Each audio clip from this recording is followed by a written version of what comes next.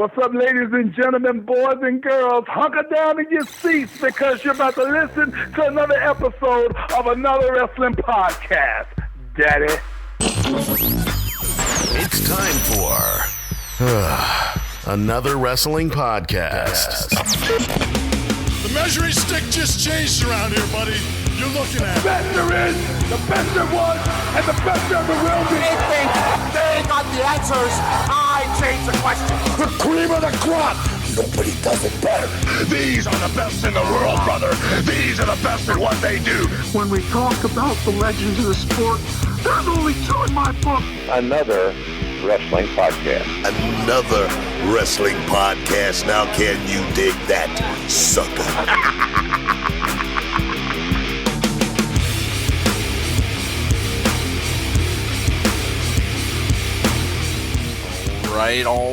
All right. Welcome to another wrestling podcast. I'm Steve Credo.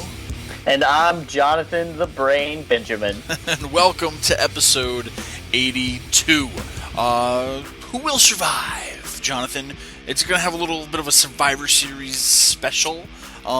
Big show this weekend. It's the Survivor Series, Jonathan. It's one of the biggest shows of the year. Are you ready? I was born ready. You know, it's going to be an interesting weekend. Survivor Series, a lot to talk about today, Jonathan. But if you're tuning in, everybody, we have another special guest joining us today on the show. Who is, Jonathan? Will you do the honors? Yeah, absolutely. This guy was a mainstay in WWE. He is currently on Impact Wrestling. He is the one, the only, Mr. Elijah Burke will be joining us in the studio today. The Pope. The Pope. That's right, guys. Well, stay tuned for that. We got a lot to talk about. Everybody, checking out the show, head on over to anotherwrestlingpodcast.com. You'll find our social media links, our iTunes, Stitcher, Player FM, everything you could possibly want to know about Another Wrestling Podcast is all in one place at anotherwrestlingpodcast.com. So check that out. Yeah, and you know what, Steve? You mentioned it, it's Survivor Series. It's that time of the year. You know, it's starting to get a little bit colder outside. Thanksgiving is right around the corner. And to me, that is time for the Survivor Series. It was always an amazing pay-per-view as a child. As I've gotten a little bit older, I think the trains ran off the tracks. They're kind of changed things up. But rumor has it that there will be a traditional 5-on-5 Survivor Series matchup at this year's pay-per-view. So I'm excited for the possibilities about that. But I think that, you know, I would be doing the fans of this show a disservice if we didn't get into a little bit of Survivor Series history. What do you think, Steve? That's right, Jonathan. Before we can get to the present, we have to talk about the past. So, Jonathan, a little bit of Survivor Series history, like you said. So, give me some history. Well, I don't know if you're aware of this, but it is the 29th annual Survivor Series this year. It started all the way back November 26th, 1987, in the most illustrious wrestling city in the world, Richfield, Ohio, Steve. I don't know if you were aware. Not only did they go there once, but three times, 87, 88, and 1992. Sounds like somebody's from the area. Maybe. Yeah, and it was, as we talked about, originally billed as a Thanksgiving tradition, but they kind of got away from it. It stayed in, November, but it wasn't on Thanksgiving. So it was a great Thanksgiving tradition, like we mentioned. Steve, do you have any history that you want to talk about? Yeah, Jonathan, some of the biggest things that have happened throughout the years at Survivor Series alone. I mean, we always look forward to WrestleMania, the biggest night of the year. But Survivor Series, at least in most recent time, has become, the surprise night of the year almost. I mean, just look back at last year. We had Sting debut at Survivor Series, his first time on WWE TV.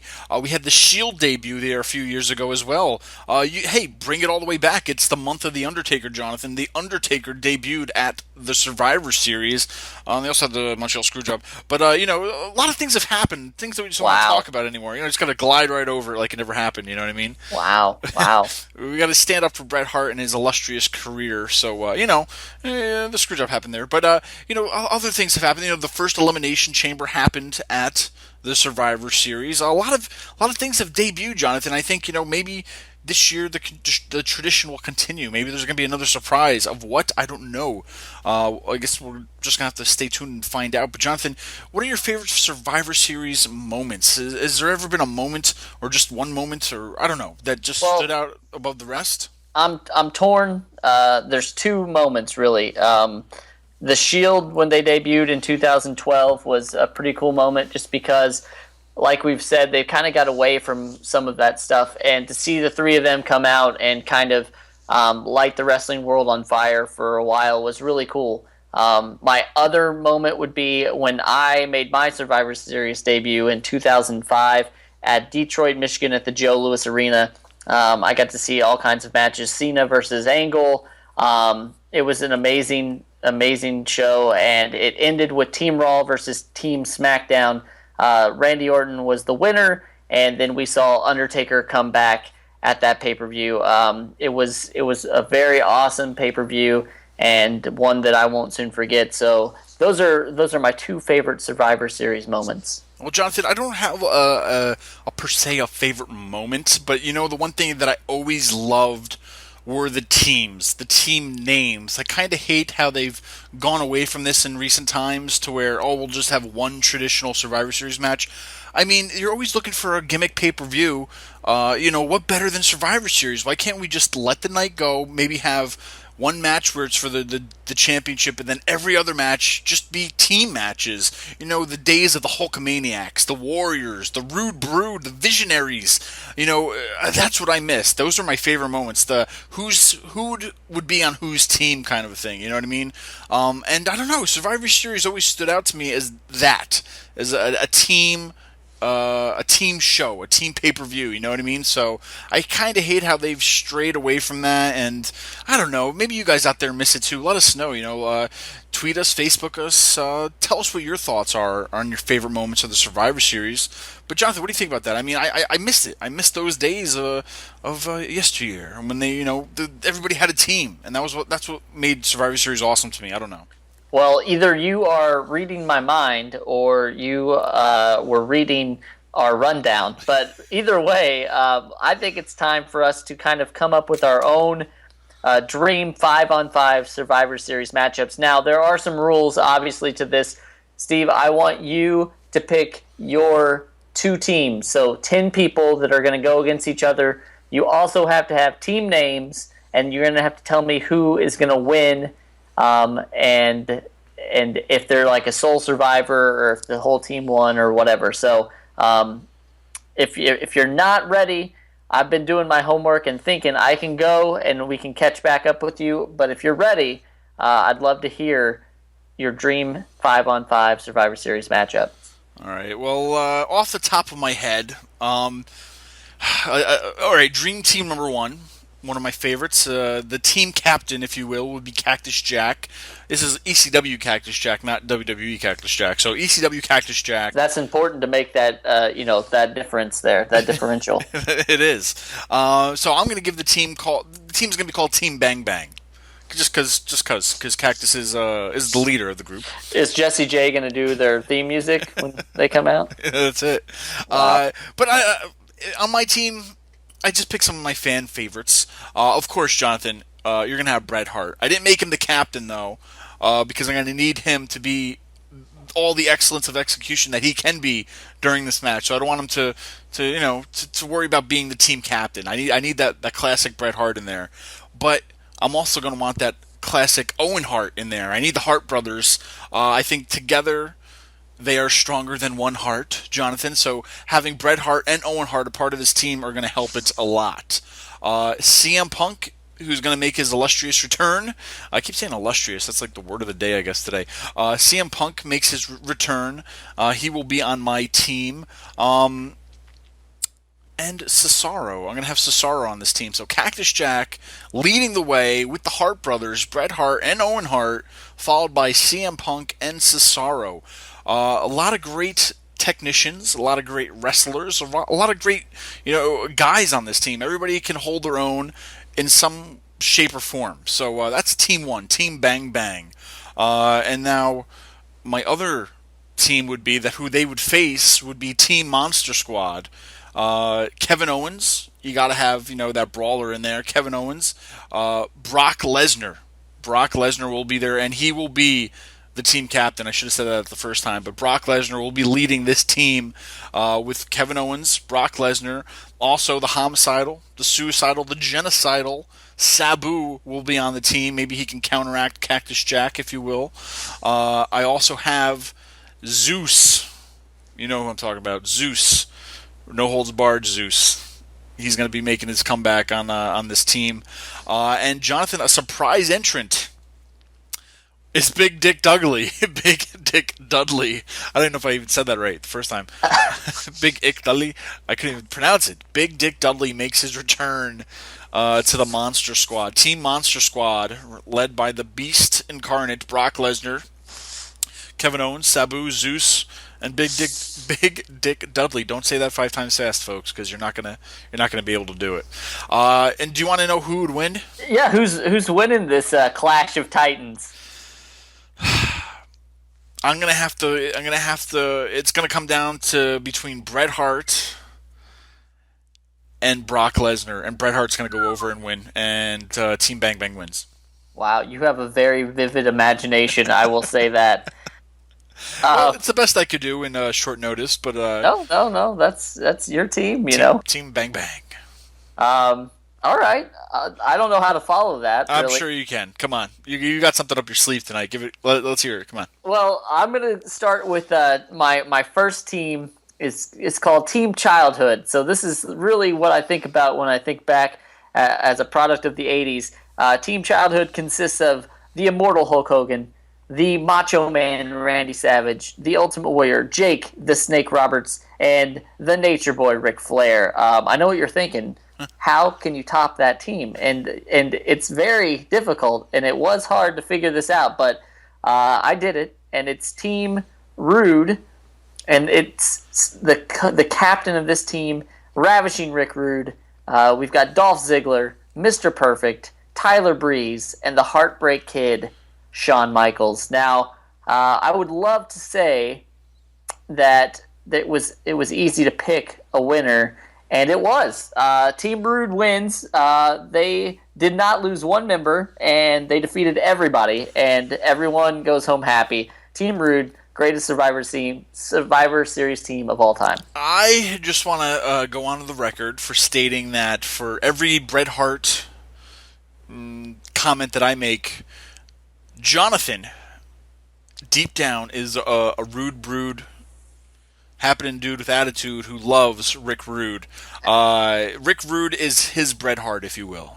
There is no comparison, and absolutely, I am a self-proclaimed lover of everything that Ravishing Rick Rude has ever done. So I'm very happy to have Team Rude take it and win my imaginary Survivor Series. So, well, guys, gals, everybody listening, you're hearing some of our teams, some of our fantasy team ups. Tweet us at a wrestling pod, a wrestling pod. Facebook us, facebook.com/another wrestling podcast. Comment on the show. Let us know what your favorite team would be, or your dream team, if you will, would be. We'd love to hear it. And, like I said, we also have a hotline you could call us at 802-297-7672. That's 802-AWP-7672. Leave us a voicemail. Call us on the cell phone. Or landline if you have, or Skype, anything that works. Call us on the landline. It's a little hotline bling. Anything works, really. I'm hip. Damn it. He's staying hip, guys. And while Jonathan's staying hip, we're going to welcome Elijah Burke into the studios right now.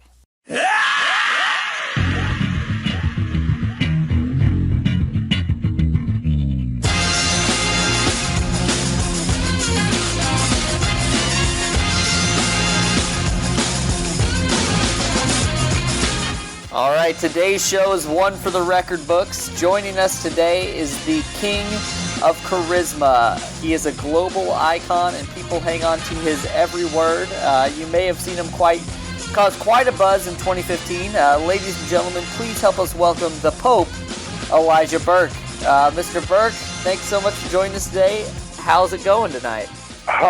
Man, I got to tell you, if it wasn't going any type of way that Pope himself expects it to go, then it's definitely going good now after that grand introduction. I kind of like that, Daddy. What did you use? I got to remember that term. Pope may drop that on Impact. The King of Charisma. King of Charisma. Yeah, like that. Absolutely. Not a captain, but a king. I dig that. Yeah, absolutely. Now, there's no denying that 2015 was the year of the Pope. It's great to see you back in Impact Wrestling. Your voice is now being heard as you commentate matches each week. Do you think that this is the right fit for you right now, doing commentary? Absolutely. Obviously, we all have our own opinion of what Pope should be doing, but when you talk about a fit, it's a natural spot for Pope to be in. When you talk about commentating, it's not something that everybody can do and do so entertainingly, and hopefully everyone has been up to this point entertained and will be continue to be entertained by Pope doing so. I know a lot email me, hit me up, make comments on social media how they want to see me back in the ring, but everything has a time and a place, and right now the time and the place is for Pope to be doing exactly what he's doing. I'm digging it. Now, obviously, there's been a lot of commentators in the world of professional wrestling.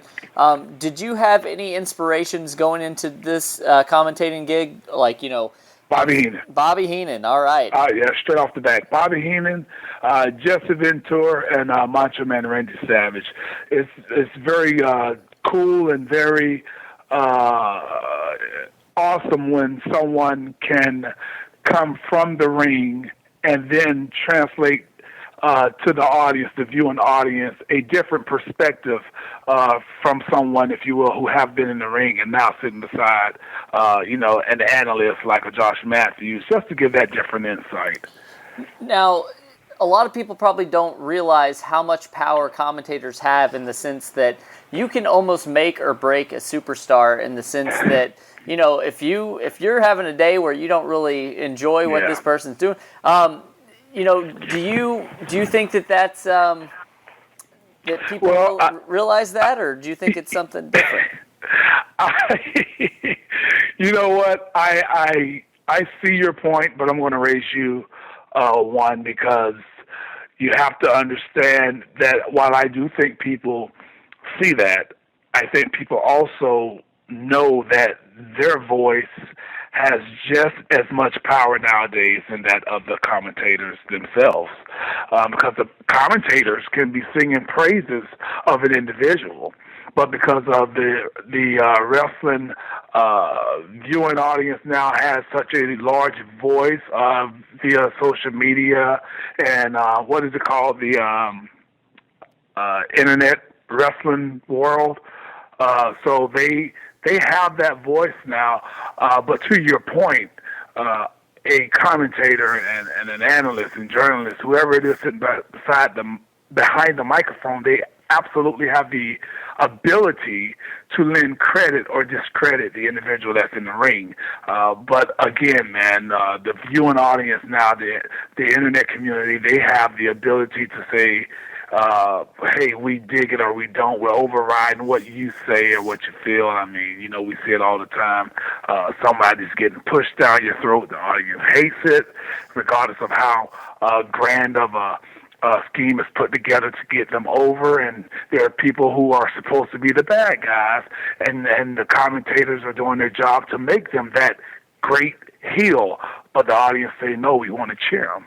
But you definitely have a valid point, but I think a lot of that has really changed. So nowadays you just what Pope tried to do is just call it and respond to the action that's going on in the ring as if he is a member, somewhat per se, of the viewing audience. Because I'm watching it like I'm at home with my best friend, or a nagging friend, that is, like a Josh Matthews. That's awesome. Now, obviously, we said it in the introduction. You are the king of charisma, maybe even the most charismatic wrestler ever.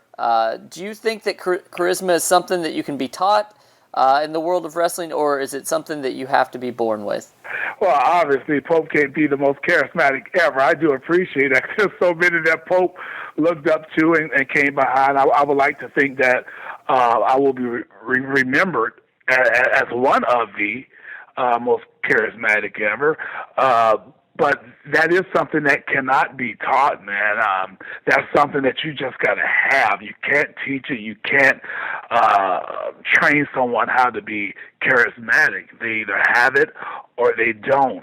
And you know, that all goes along with how comfortable an individual is with themselves.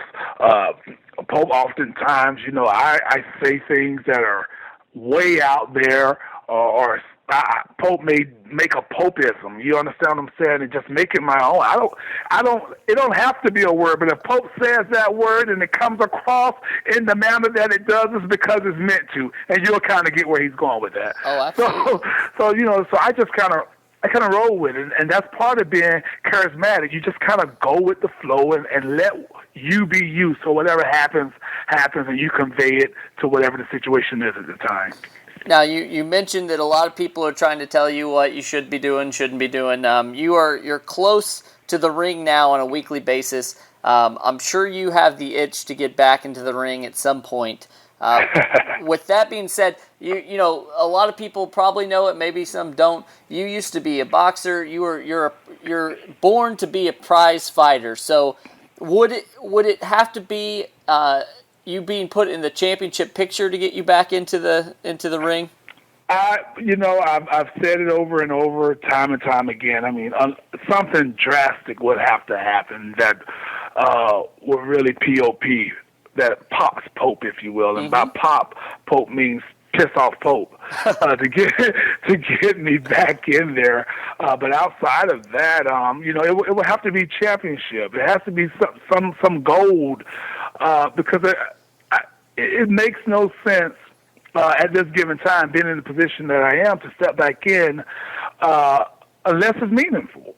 And you know, just don't want to get back in there just for the sake of getting back in there. I mean, Pope is still wrestling to this day, but to get back inside the six-sided ring on a regular basis, for whatever reason, it has to, you know, just be validated. And just to hop in there for the sake of hopping in there and having a match is not, you know, Pope would just rather sit behind the desk and play his part, and that part is to get over the talent. I have no problem getting over the talent and adding to the program in the manner in which I have. Well, let's say that I mean, it's well known that you've taken on some of the greatest legends in the world of wrestling. Who is out there today, maybe, that you haven't got the chance to fight, that may be a somewhat of a dream opponent for you? Well, right now, Impact Wrestling,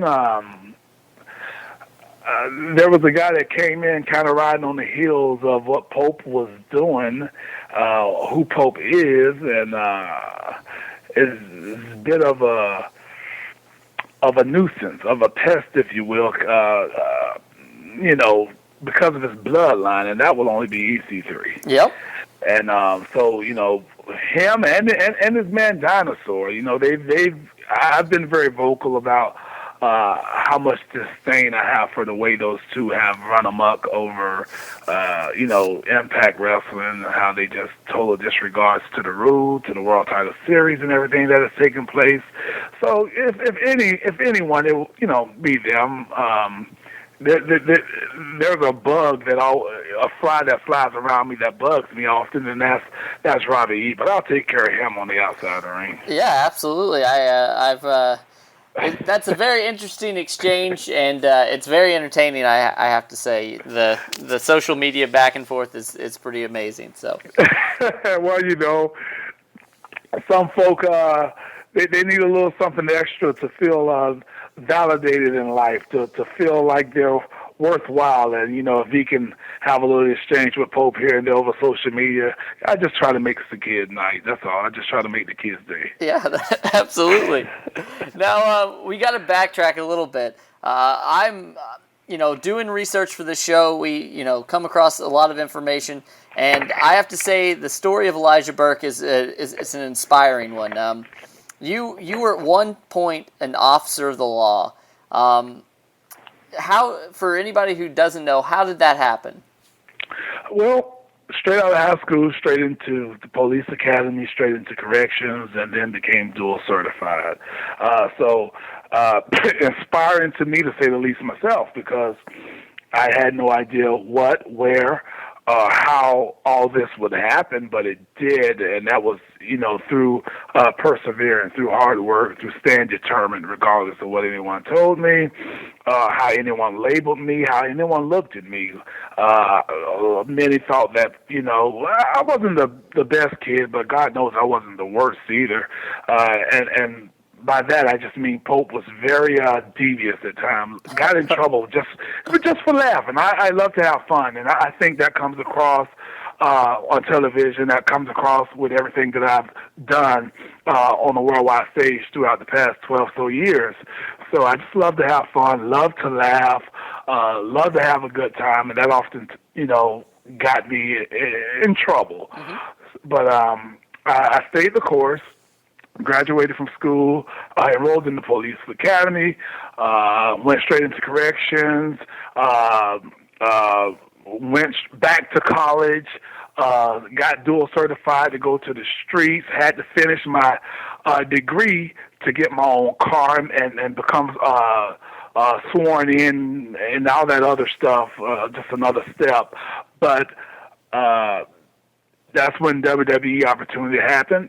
And I saw it, I took it, I went after it. And I think as an individual in life, we all should always set goals. We can't just set one goal and be done. You set goals, you achieve those goals, but then you have dreams. And I'm happy to say that I've conquered my dream. But in conquering my dream, that being making it to the big stage, being on WrestleMania, headlining pay-per-views, you still set more goals. You just never stop. And now I'm having a chance to follow in the footsteps of some of the greatest.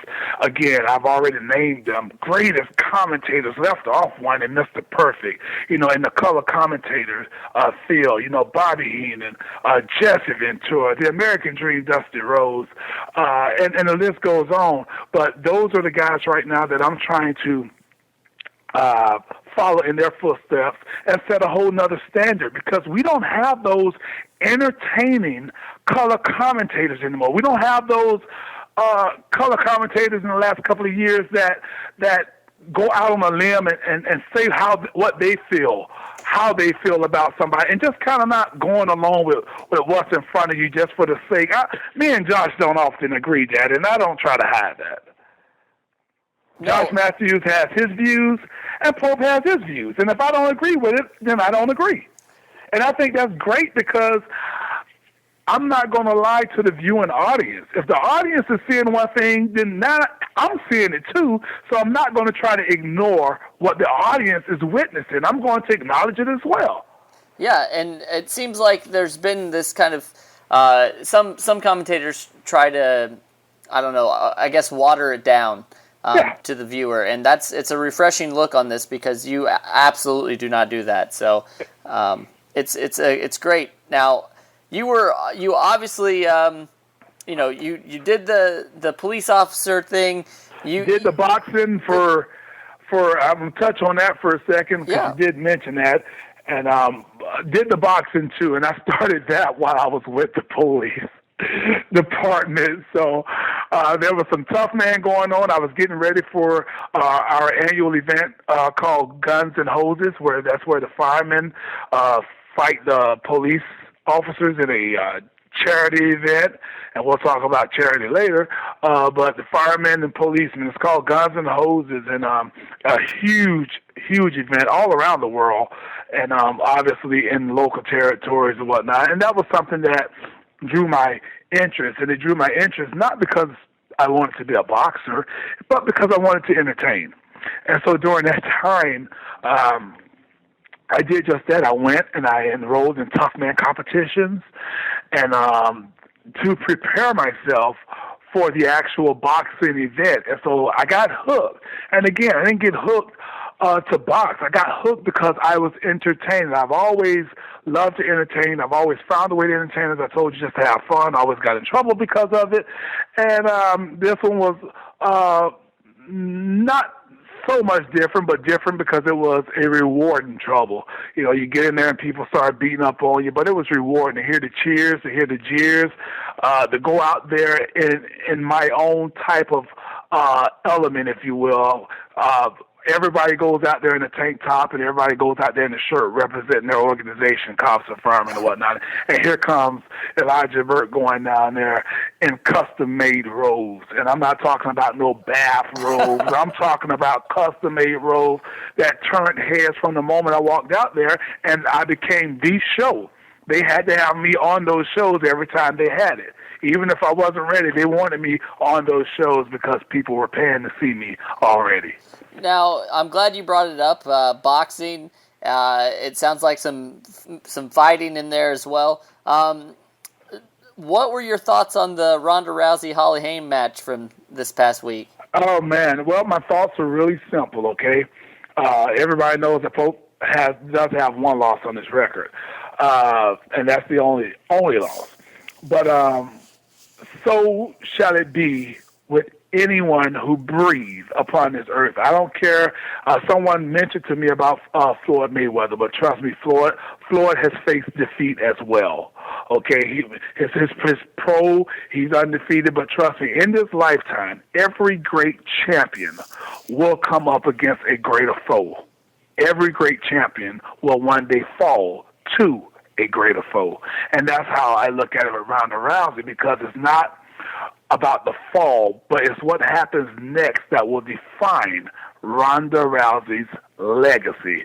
But back to the fight itself, my friend, it was definitely, it was a shocker. And going into the second round, you already knew that there was desperation. There was a sense of urgency on Rousey's face. I mean, in her posture, you could see it. She was trying. I think she approached it wrong because this girl wasn't a pushover. Holmes was not a pushover. She was not the typical that Rousey has always went up against, and Holmes was not in the least bit afraid of Rousey. She had Rousey's number, and she knew it, even in the first round. And when you talk about the hands, Daddy, Ronda was completely off her game. Look at how many times, I think she was more so worried about the kicks of Holmes that she wasn't even protecting her face the way she should have. Yeah. Every time Holmes threw, she connected almost. I mean, how many times? And that just goes to the point of the fact, and trust me, I've been there, that when that first punch connects, you know, there were times that I would go into the corner in a tough man competition, and I would let these guys hammer away on me. I would cover up, just protect my face, and I would let them overexert themselves, just punching in the corner till the referee pulled them off of me. And when that happened, it's like, okay, you know, I got hype, your adrenaline's going, and I'm about to take you out now. and it's usually a combination or just a big one well-timed right hand, and the fight was over with because these guys are breathing heavy. They've overexerted themselves. But there were also times, specifically in that fight that I mentioned, you know, when you get tagged and you're not expecting it, and you get tagged a certain way, it kind of throws you off your game plan. Sometimes it sends you into that fight or die mode. Mm-hmm. And when that happens, when you just say, the hell with it, I'm finna do this or I'm about to do that, you forget your game plan. And once you step out of your game plan, I can tell you, man, it's dangerous. And it proved to be very dangerous for Ronda Rousey. After getting hit in the face the way she did once or twice, it was all over. It was over because she hadn't been tagged like that prior. Yeah. Now, obviously, we got into your boxing, but and we talked about some of your inspirations as far as commentating goes. What about inspirations as far as boxers go? Who are some of your favorite boxers of all time? Sugar Ray Daddy. Sugar Ray, obviously Muhammad Ali, but Sugar Ray for Pope was the man. Muhammad Ali is who he was. Obviously, he's considered to be the greatest, and it definitely was when it comes to the charismatic part. You know, I would watch some of Muhammad Ali's stuff and just be in awe of how charismatic he was, and how he was able to control the viewers just by his antics and his actions alone, and how he would master the art of an interview. You know, and a lot of things that Muhammad Ali said, a lot of things that the American Dream Dusty Rhodes said, a lot of things that superstar Billy Graham said, Hogan, and let's not even mention the Warrior. I mean, well, let's mention the Warrior, but when you talk about the things that they said, half of the things they said did not even make sense. Yeah, that's... Every last one of them who I just mentioned. Yep. They have all said things. I mean, Daddy, when Dusty Rhodes can control the audience and say, don't crack whip with me, and I'm going, what the hell did he just say? But it's what he said, it's how he said it that made it so I don't know what he said, but it was cool. Yeah. You know, I don't know what he meant by that, but it was awesome, because it's not necessarily what you say, it's how you say it. So every now and then, when old EB is in Pope mode, sometimes I'll say things that are just off the cuff, off the wall, but when I do it in the Pope manner, hopefully it translates the same way that, I don't know what he just said, but it was cool. Yeah.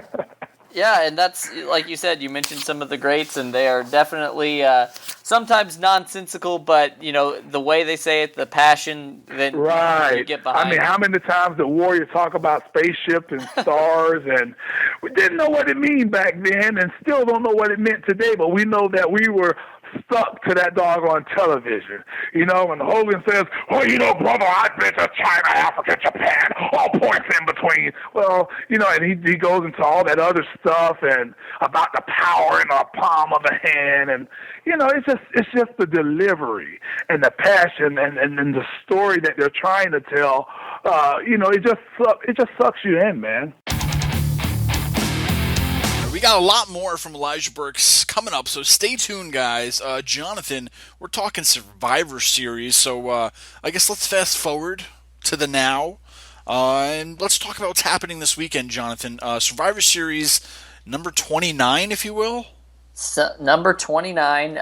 This feels a little rushed to me, and I don't know why, because they have a lot of time to put these shows together. But you know, like I mentioned, we're just getting word that there's a possibility of a 5-on-5 traditional Survivor Series match. So let's get right into this. I didn't know what happened there. That's okay. You just typed Rollins. So just started off with how Rollins kind of, you know, changed the shape and form of it. Yep. In true, you know, World of Wrestling fashion, you never know what to plan for. We lost Seth Rollins as WWE champion. He went out with an injury on the overseas tour, and a la 1998 Survivor Series, we're going to have a tournament for the WWE World Heavyweight Championship. Now, that championship was won by The Rock.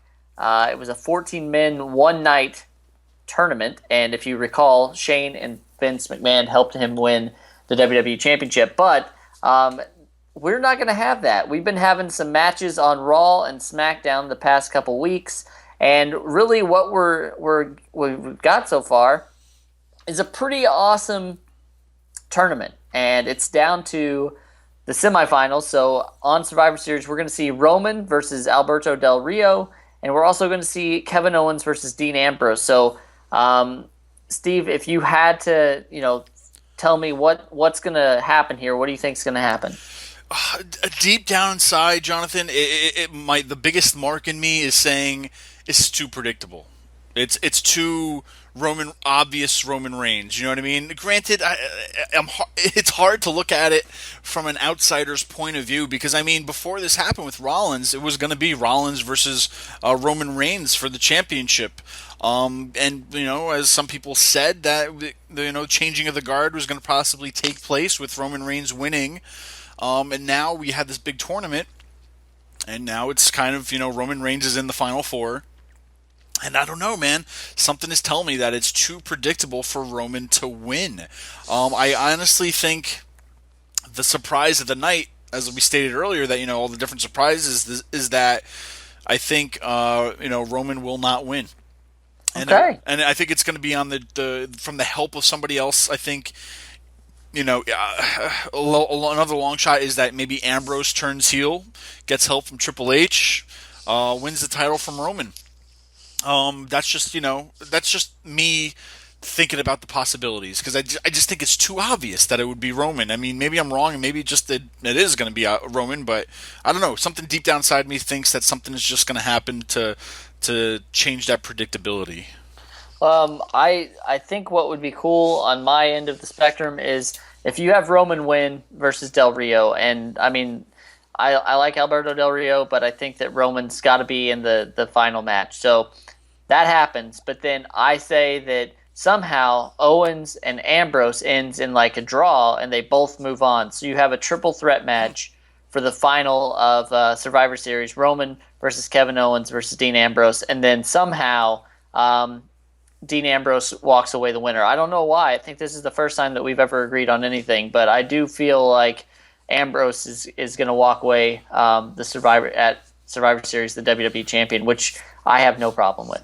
And I'll tell you one thing, if Ambrose walks away as WWE champion, I do not think it's going to be a long-lived championship. I think it's going to be something short, placeholder, if you will. I just don't see the powers that be keeping Ambrose the face of the WWE for very long. So if he does win, I think it's going to be very short-lived. But we shall see, I guess. Anything could happen, so I guess we're both kind of, you know, swaying the Roman-Ambrose angle, and anything can happen, I guess, right? Well, yeah, and you have to forget, or you can't forget, rather, that Sheamus is also the Money in the Bank winner right now, so that could come into play here at Survivor Series. You know, and the only thing I ever had on my mind about that is that I don't see him winning. So, like, if Roman does win and Sheamus goes to cash in, I think, you know, Roman will beat Sheamus just to make him look stronger. Because I just don't see them giving Sheamus the championship. I could be wrong, but that's just me. I think it's just one of those things where they're going to get rid of it as fast as they can, and maybe it'll be Sunday night. Who knows? All right. Well, since we don't know any of the participants in the 5-on-5 match, we can't really speak to that right now. But we do have a pretty hotly contested battle going on right now with the Divas in the WWE, and we have none other than Charlotte, the Divas champion, taking on Paige. Now, if you watched Raw on Monday, you know that there was some personal issues that kind of came out, and it's some controversy going on there with the Flair family. But who do you have winning in this match? I would really like to see Paige get that championship back. I kind of feel having her win it and maybe even holding it till WrestleMania just to lose it again to Charlotte or at least somebody else. I don't know. I mean, it's one of those things to where, I mean, Charlotte came in, she got it. She really hasn't done too much with it. You know what I mean? Granted, it's only been a few weeks, less than a few months. You know, I don't know. She's not doing it for me. If I have to clearly state it, you know, I'm a Paige guy. I really hope she wins it. I think she could definitely be that heel diva and a dominant one. But I think I would love to see, you know, Sasha Banks versus Paige at WrestleMania. Something like that, maybe. Who knows? But honestly, I don't know, Jonathan. I think Paige is going to walk out with the championship. I don't know. I think it's going to be an upset, and I think Charlotte is going to be chasing her for that championship. Well, I think that Charlotte's going to win, and this rivalry is going to continue, and maybe it will culminate at a larger event, maybe WrestleMania this year, or next year rather. But yeah, I'm on the Charlotte bandwagon right now. I do love Paige, but Charlotte's really impressive, and I'm pretty happy with both their standings in the world of WWE today. But the other match that we're getting into here is it's probably the most talked about match, I would say, out of all of this. It's the Brothers of Destruction, Kane and The Undertaker, versus two of the ever-growing Wyatt family. So what do you think about this match? Man, so many options. Going into this, we have Taker coming off a three-match series of Brock Lesnar, where Taker was kind of the heel. We call him the low blow Taker, if anybody remembers that. Coming into this match now, and it's kind of like, I don't know, it's like the farewell Taker tour, if you will. His last Hell in a Cell match, his last match against Brock. Now they're teaming up brother and brother again, just like as like one last ride kind of a thing. Man, I don't, coming out of this, everybody, it would say, oh, well, Taker should win. He hasn't won in a while or whatnot, and maybe he give him the win. But I really feel strongly that the Wyatts need to win. They need to prove themselves. Whether, Kane gets pinned, or whatever, but I feel like the Wyatts need to win. And, you can't be Bray Wyatt. You can't call yourself the Eater of Worlds. You can't call yourself the new face of fear when you haven't won anything major lately. If you look at his track record, man, he's been putting over everybody and not really reaping any of the benefits. And I think this match really has to be the beginning of the passing of the torch towards the Phenom side. Like Bray, they need this. I think they need it for their team, not just himself. And if Kane gets pinned, it's not as bad on Taker. But I don't know. The Brothers of Destruction don't need to win, and the Wyatts really need to come out strong. I'm still not 100% that Kane isn't going to somehow screw over The Undertaker to kind of set up his final WrestleMania. Send him off with, Undertaker versus Kane losing, and Undertaker riding off into the sunset. But, we definitely could see a new member of the Wyatt family, whether it be the elusive Sister Abigail that we've never seen, or another member. But it could just be Wyatts versus the Brothers of Destruction. I would also like to see the Wyatts walk away with a win on this, just because they need something going into this. I really enjoy the Wyatts. I know there's a lot of people out there that have a mixed feelings on the Wyatts, but for me, they're very entertaining. Bray Wyatt can talk. He's one of a handful these days that know how to talk and know how to talk well. And I would like to see nothing but good things continue for Bray Wyatt, but I'm afraid if something doesn't happen soon with Bray Wyatt, he's going to be kind of stuck in limbo. All right. Well, yeah, that's the thing, man. As much as The Undertaker has lost recently, another loss I don't think is even going to tarnish him. And that's why I'm saying, if Kane gets pinned, it's not really a loss for Taker, or something happens to that effect. So, I don't know. I think, the Wyatt family need to really come out strong on this, and they really need to prove themselves, or else there's really nothing left for them. They're not that really that much of a dominant force if they're all talk, if you will. But hopefully they get the upper end of the stick on this one. So, all right. Well, it is almost time to talk to Elijah Burke again, but I figured it's time for Survivor Series. Let's do some quiz questions here. I want to test your Survivor Series knowledge. I like to do this. I get you sometimes, but I'm going to start with an easy one. All right. At the 1990 Survivor Series, the WWE debuted one of its most amazing superstars to date, the Gobbledygooker.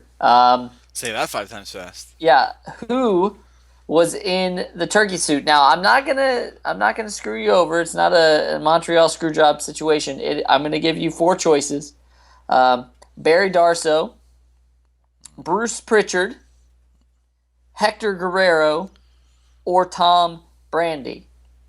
Well, Jonathan, I, for one, know this question because I have done my research on it, and I do know for a fact that it is Hector Guerrero. Absolutely. You move on to the next round. Ding, ding, ding. Yes, ding, ding, ding. I'm going to ask you... I'm not impressed with your dinging. Oh, sorry. Which of the following WWE superstars did not debut at a Survivor Series? Okay. All right. A, The Rock. B, The Funkettes. Are you aware of the Funkettes? Do you remember them? Funk is on a roll. No, not the Funkadactyls. The Funkettes. Oh, the Funkettes. Yeah, Yes. Too Cold. Well, Too Cold Scorpio Flash Funk. Yes. C, The Undertaker. Or D, Mark Henry. So which one did not debut? Which one did not debut? The Rock, The Funkettes, The Undertaker, or Mark Henry? I'm just gonna go on a limb with this since we kind of stuck on it too much. The Funkettes. I was wrong. The correct answer is D, Mark Henry. He did not debut at Survivor Series. I'm One for one. Yeah, you're 1 for 1. I'm gonna ask you real quick. This will be the tiebreaker. Either you go off and win, or you lose. Okay. So at the 1994 Survivor Series, Chuck Mother Effin' Norris was a special guest enforcer in the Undertaker versus Yokozuna casket match. During that match, Chuck Norris A, super kicked Double J Jeff Jarrett, B, was stuffed in the casket by Yokozuna, or D, was awesome. I'm having a little bit of a memory lapse, but did he in fact was he in fact introduced as the Chuck Mother Effin' Norris? He was not, but Okay. that was something that I added for effect. So, I'm gonna have to say awesome. He was just awesome. well, that was a trick question. He was indeed awesome, but he also super kicked Double J Jeff Jarrett. So, I'll give you half credit, and you can still hold your head high that you did pretty well on the quiz. But That's awesome. yeah. So, if you're out there at home and you were listening, let us know how you did on the first annual Survivor Series quiz. But without further ado, I am itching to ask this gentleman about Survivor Series, Mr. Elijah Burke. Let's get back to him right now.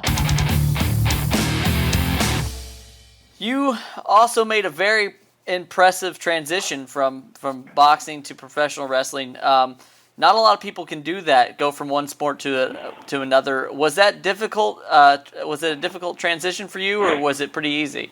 Yeah, it was pretty easy because I was wrestling while I was boxing.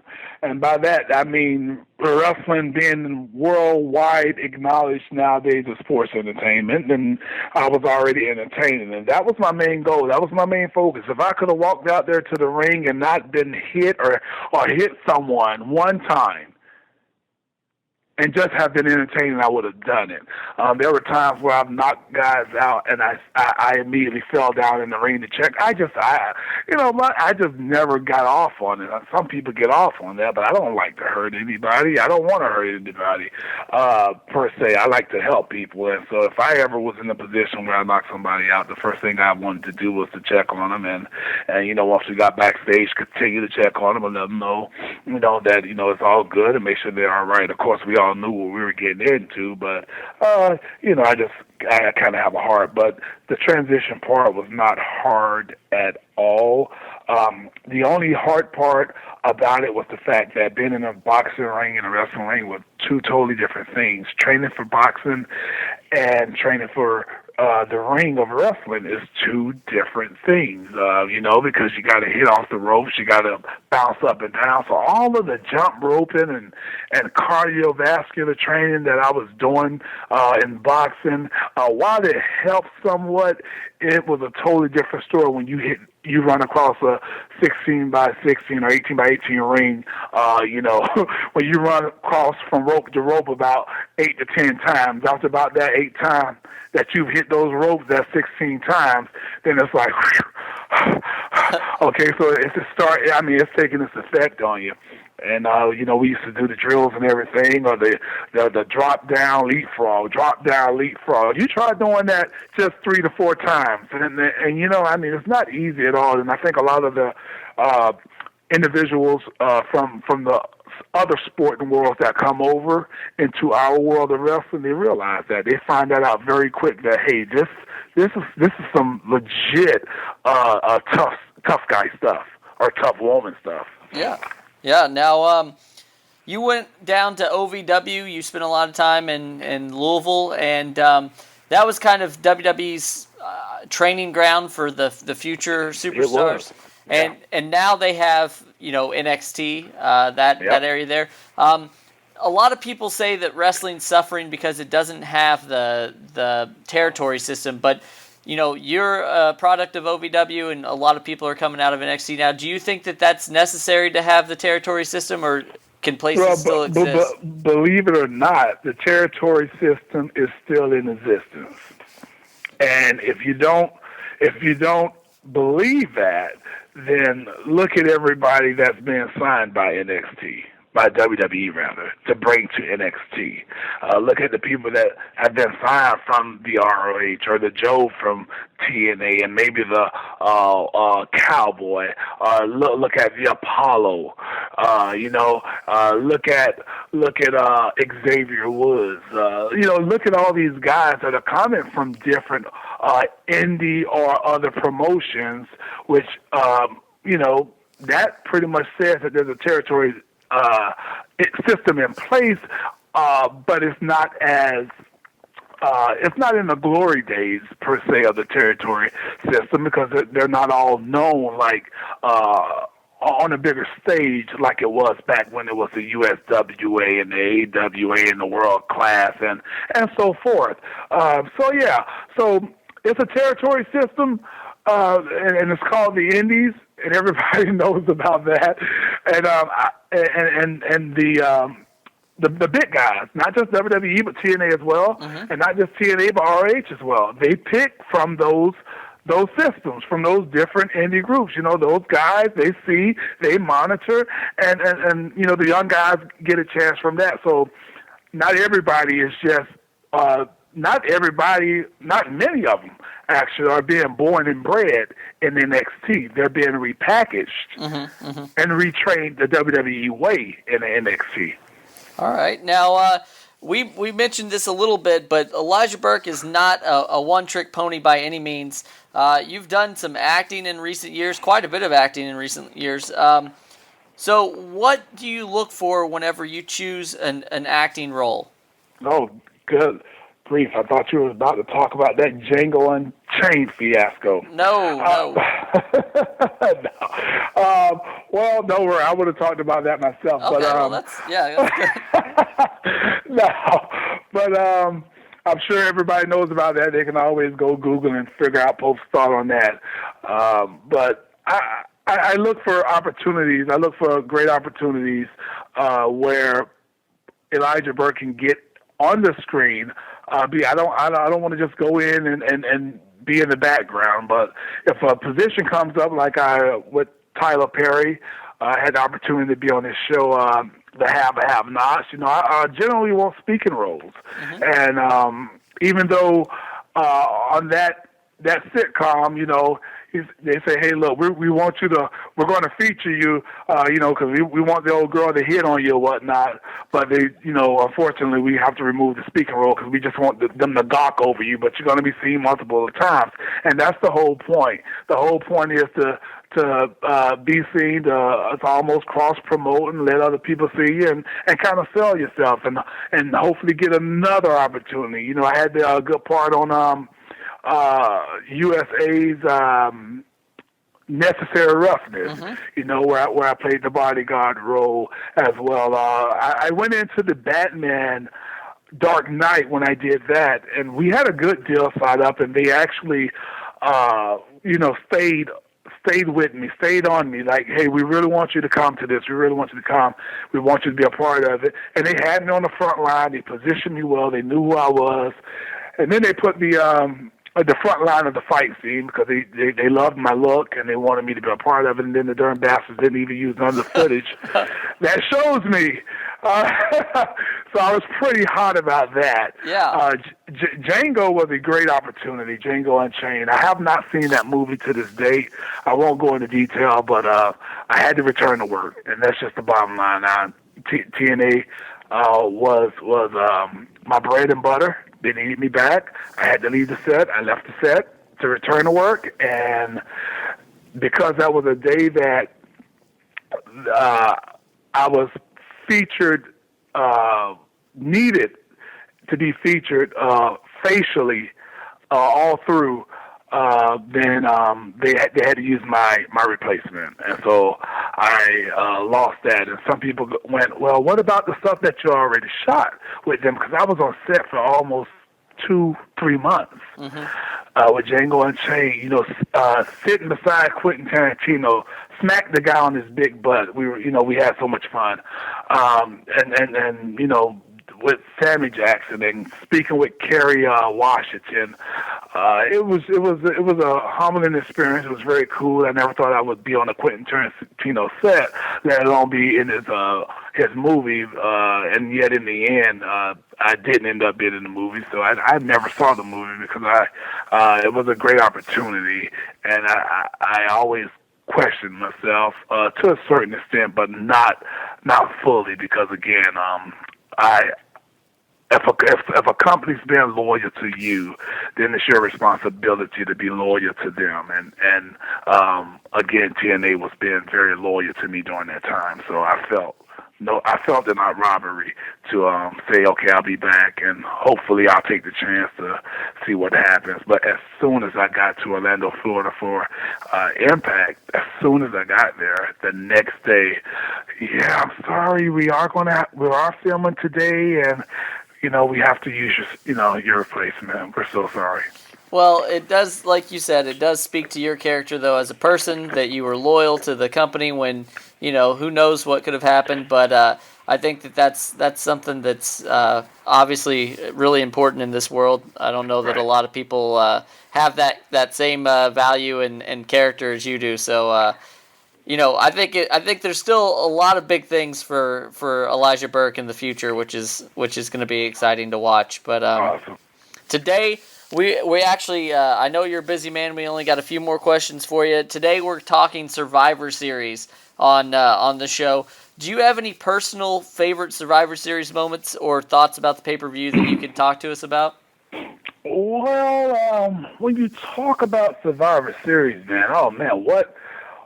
You got to go all the way back to the 80s, man. You got to go back to those 5-man teams, which is something that is very much missed. It's very much missed. I got to say that, because Survivor Series was innovative. It was something different, something unique, and in the later years, you know, it ended up becoming somewhat of just another pay-per-view. When you have something that stood out as great and as well as Survivor Series did, just on the 5-man or 4-man team concept itself, you know, when you had the whole Hogan and Paul Orndorff against the Andre the Giant's team, and it goes on to Macho Man and Hogan being co-captains against, I think they were the Dream Team, Akeem and Big Boss Man.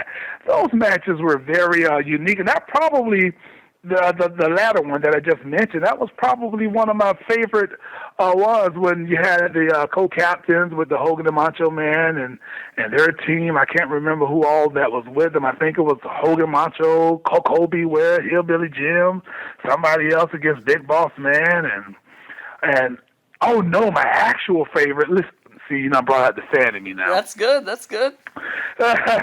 daddy was a fan indeed. My actual favorite Survivor Series would have had to been the one with the Ultimate Warrior, Road Warriors, and Texas Tornado. Oh, yeah. Do you remember that? I think the team was the Modern Day Warriors, I think. Their team. Is that what it was? I think that's, or maybe it was just the Warriors. I don't know, but it was something with Warriors. So. Yeah, it was something like that. But it was those guys versus Mr. Perfect's team, the Perfect Team, and then you had the American Dream with the Hart Foundation and Coco Beware. Now that probably was my favorite Survivor Series ever. Yes. The Perfect Team with Mr. Perfect and Demolition. Oh man, and those days, man. I don't know. Will we have those days again? Are those days redoable? Truth be told, no. I mean, if that's the reason that they strayed away from that concept in recent years, then I guess I understand it. But we would never. The likes of having teams like that with. I mean, just. I don't need to quote anymore. Just think about that. You know, the Road Warriors with Kerry, Von Erich, and the Ultimate Warrior. Well, I mean, never.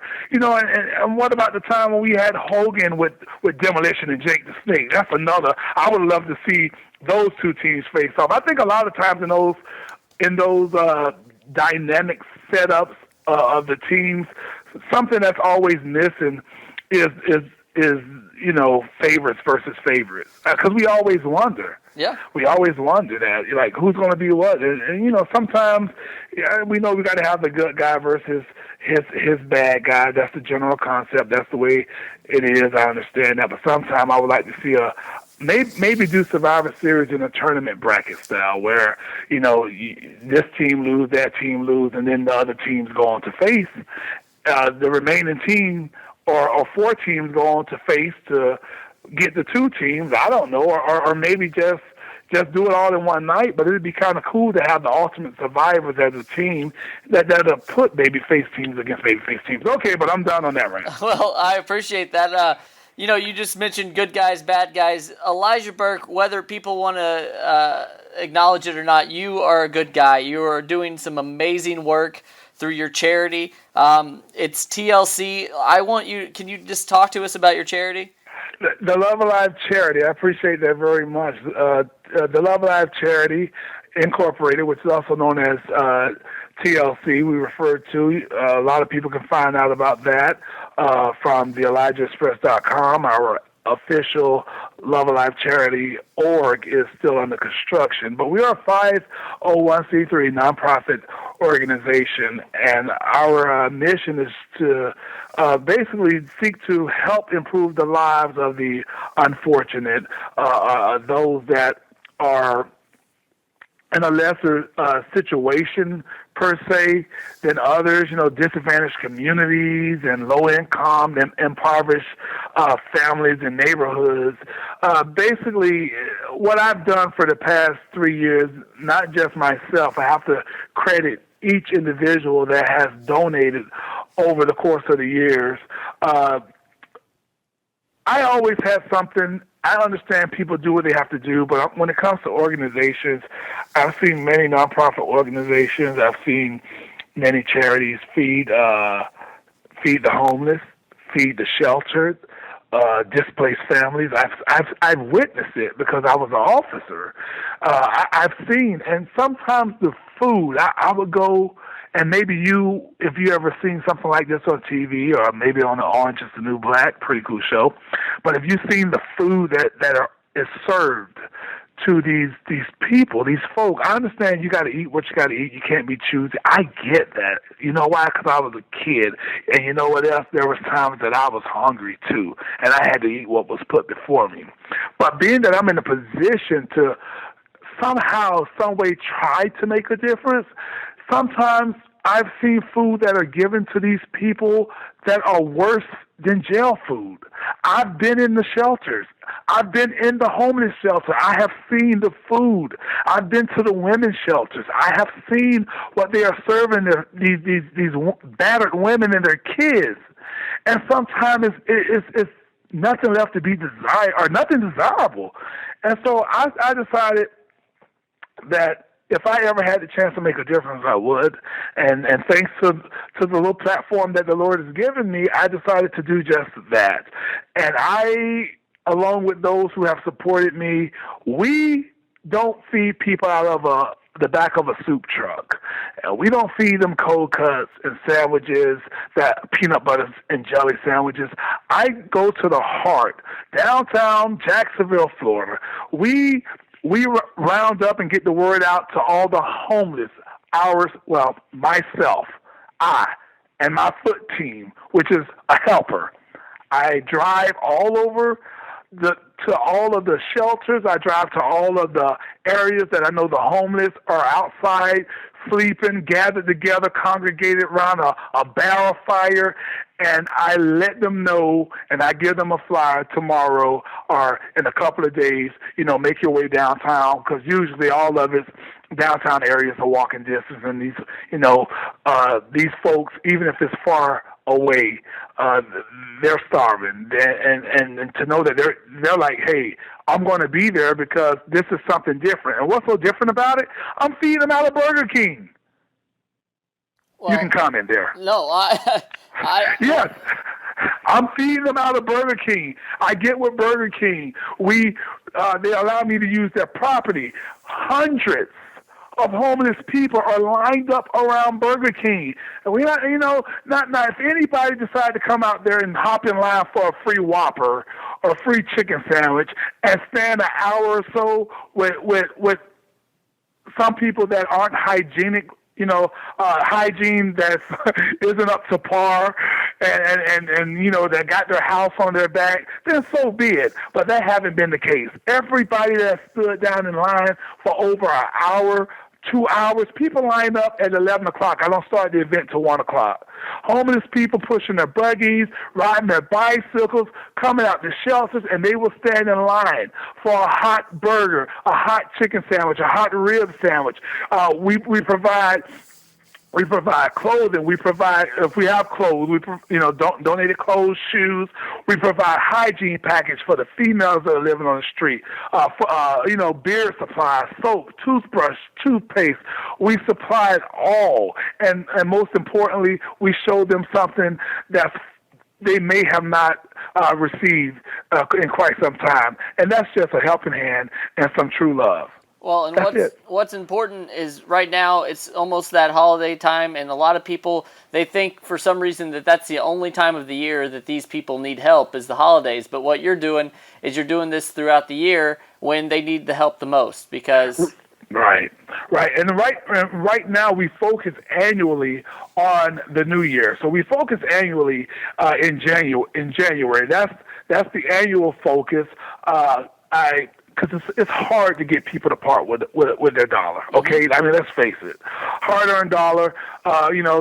Some folk would rather spend $3-4 on a Happy Meal or a value meal for themselves rather than donate $1 to give to a homeless person. I get that because the mindset is, they could have did this with their life. We always find fault. A lot of folks find fault in the individuals who are placed in these situations. But let me tell you something.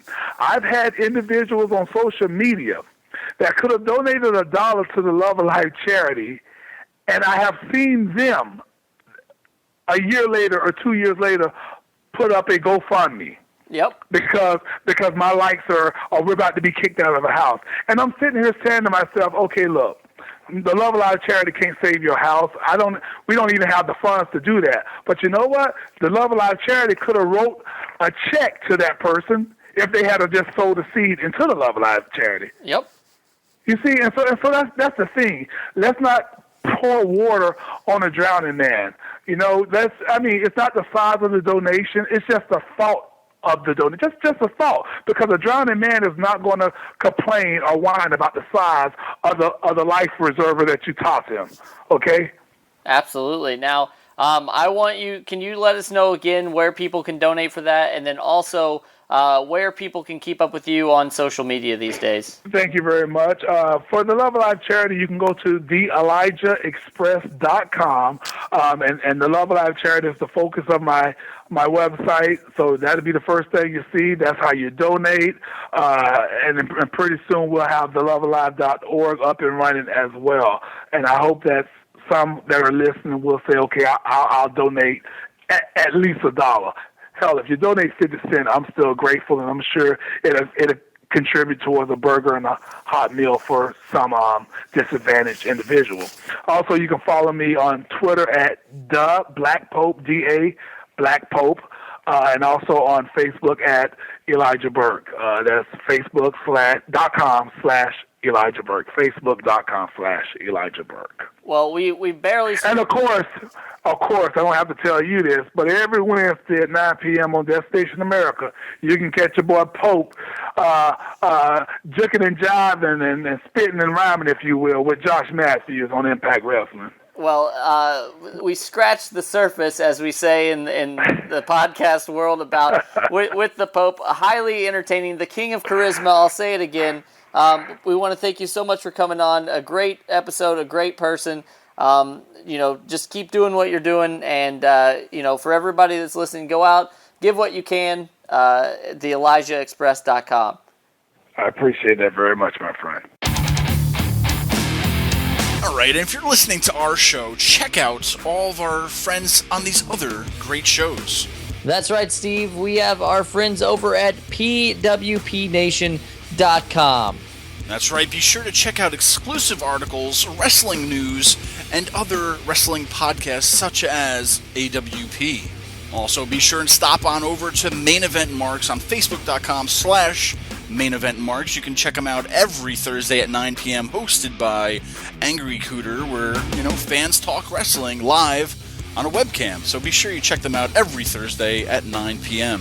And if you still have a hankering for more wrestling and just general debauchery, I suggest going over to The Joe Cronin Show. You can check him out on youtube.com/Joe Cronin Show. Well, that's the show. We want to thank each and every one of you for listening today. Every week we do this show free of charge for you, the fans. If you're wondering, how can I repay these guys? Well, we have just one thing. Subscribe to us on iTunes. While you're there, be sure to rate us and give us a good review. Huh? So that's more than one thing, but if you're looking for more information about AWP, then head on over to anotherwrestlingpodcast.com. We are all over social media, and you can find us on Facebook, Twitter, Instagram, YouTube, and more. Gosh, we've gotten a lot going on, but if you are an AWP super fan, you can also show your support by going over to ProWrestlingTees.com and buying one of our official AWP shirts. We couldn't do the show without each and every one of you, so tune in next week for Another Wrestling Podcast.